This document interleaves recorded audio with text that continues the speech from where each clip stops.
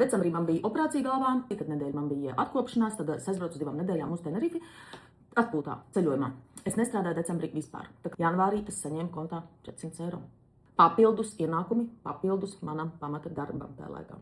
Un es neesmu, kā viņš tur rāda, Joju kačiņa. Es neesmu kačiņa, es esmu Inguna un es pelnu sev. Mani cilvēki pelna sev. Jā, mēs visi sākam no nulles. Mēs nesākam uzreiz ar 10 000 atalgojumu mēnesī. Arī Katrīna nesāka pirmajā mēnesī pelnīt 10 000. Tas viņai paņēma gadus. Bet es sāktu arī tagad no nulles, ja es zinātu, ka kaut pēc 10 gadiem es saņemšu tādu atalgojumu. Jo algotos darbos reti, ka tu vari nonākt 10 gadu laikā līdz šādam atalgojumam, kas ir 10 000 eiro mēnesī. Šeit tieši tā, soli pa solītim, tev nav jāpamet darbs, sāc pamazām, kā papildus nodarbošanos. Tas tev ar laiku kļūst par hobiju, tev iepatiksies produkti, tu ar lielāko prieku piedāvās to citiem. Nav nekas apkaunojošs, tā kā pilnīgi nav. Tas, ko viens puika teica, vispār nav jāņem vērā.